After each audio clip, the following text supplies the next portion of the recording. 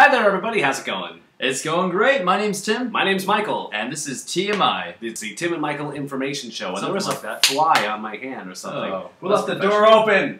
Oh, Sorry. interns. No. If we could afford interns. I blame the temps.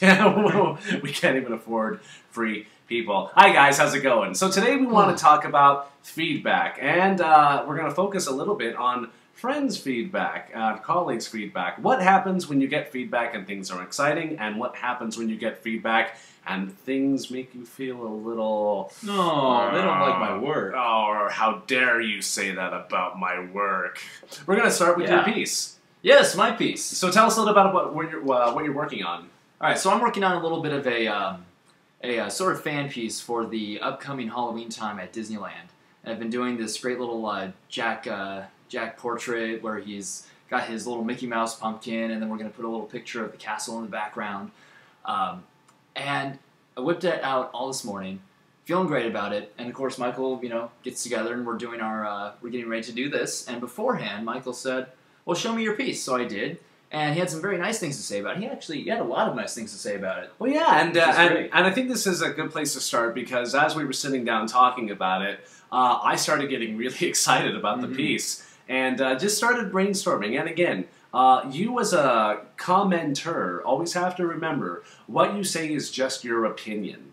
And you should never try to write somebody's story for them or control where it's going, as we talk about in writing or playwriting or script writing or novels, etc. So you should never try to write somebody's story. In the same vein, you shouldn't ever try to draw somebody's piece. Always keep in mind that what you are giving is your opinion. And that's okay if they say no or they shoot you down. But in this case, I started getting really excited about his piece. And we got some good ideas out. Got some really good and really great ideas. So much that we're not going to share them because, I want your piece to be a surprise. Yeah. So I'm excited to see where it's going.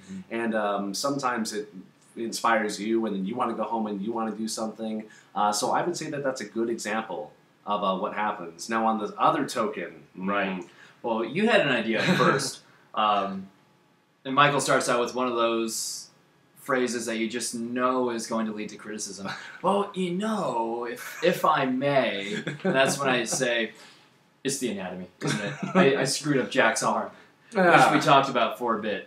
And interestingly enough, that wasn't what I was going to say. Right. But I do like to say, if I may, because I always know there are some people, and it's happened to me before, where I had told them something, and I get the death stare.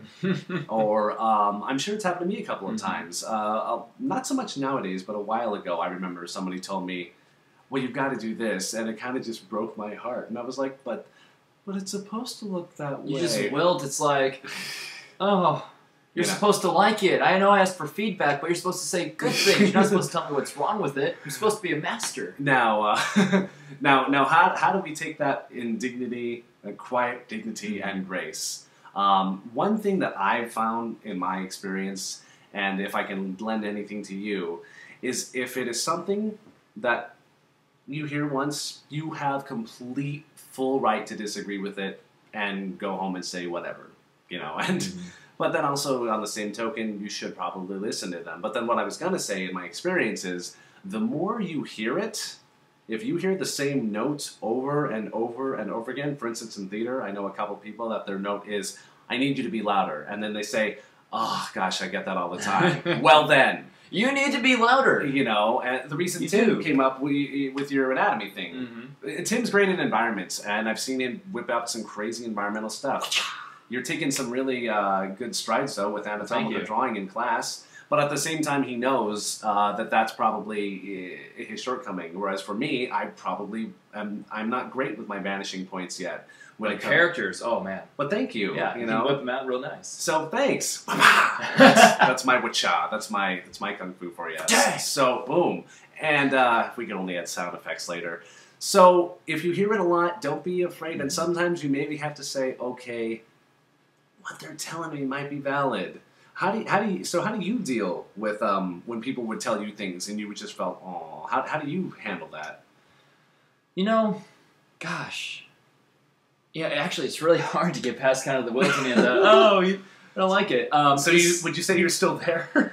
Well, I'm still there, but I've been in that place enough that I know when you take that feedback and run with it, it leads to good things. I think a really great example is going back to 20,000 Leagues again. When I showed my color comps to you guys, and you said, "Well, it looks really nice, but the submarine doesn't look as good as it could be." And I not only wilted, I'm like, I have a week to paint this, guys. I can't go redesign it. And every time I sent stuff to you over email too, and you'd say, "Well, keep pushing, keep pushing." It was really frustrating. It's like, am I not there yet? But I think you got to have that voice in the back of your head that says, "Stick with it." You know, you've got to have a mental conscious kicking you in the pants, telling you, "Hey, you know, they know what they're doing. Good things will probably happen if you listen to this. So don't settle." I think, you know, if you're going to boil this down to one point, I think that's it. Don't settle if you know that there's other things that can be done and people are telling you that. At the very least, try their suggestions, and if it doesn't work, then that's okay. Good example of this is the same piece. Jim Doddles, our instructor, was telling me, you know, what if on the surface of the water there, you just put little flames of that ship that's floating up there?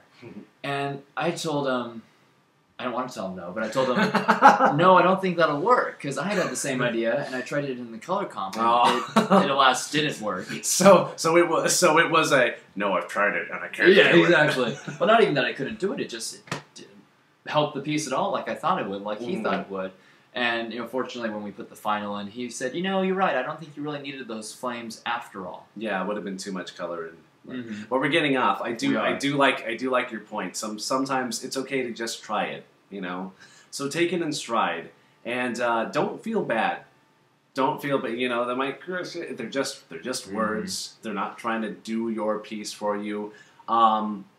But if we should add anything at the end, it should be, what do you do to those people that you know want to do your piece? Just tell them, do your own. Yeah. Well, you know, you take it in strides, and like we said before, give it a shot, because they may have a really great idea that you didn't think about. But at the end of the day, you know, it doesn't work, or you just don't like the idea, then you say, you know what, it's my piece, and I'm going to do it my way, and it's my story. And I think, actually, you know, the problem with that is, of course, you could turn into a George Lucas and just have really, I'm sorry, but, you know, have something that you really like but nobody else does. So I think that's probably a good time to get a second opinion too, and get multiple people you're sounding off of and finding out what the consensus is. Yeah. The more you ask, the better it is. Oh, and you know what? I'm going to add this, because this happened to me last semester. So I went into a makeup class so I could actually be done up for a student. He was the only male in the makeup class, and they wanted him to get used to working on another male, because there's something in that you need to know. And the project was Glam magazine, so just how people look really good on cover magazines. I ended up looking like something really scary, like a reject from a drag magazine too. And no offense against him, but it wasn't. Offense against me. I didn't look good at all. But it wasn't the assignment. Less of a glam and more of a sham. And I told him it wasn't the assignment. I said, sometimes it helps to look around at the palette around you and say, is this working or not? Because when we told him, he was devastated. He was absolutely devastated. But you know what? You learn from Mela, you learn more from your mistakes than you do from your successes. Because if you get it right, you're like, okay, you don't learn anything. But if you make that mistake, hopefully you learn. Hopefully you've learned something from us today. So if you have any nasty critiques that you want to leave us that's going to break our hearts, you can post them below, or you can email us. Or if you have some helpful feedback, you can email us too. Let's magically put the email on the screen there. Ta-da! All right. You're good at that. I'm learning from you. That's why. I'm like, that's how you do that. Well, it's all that feedback. Thanks so much for tuning in, guys. And have a great week.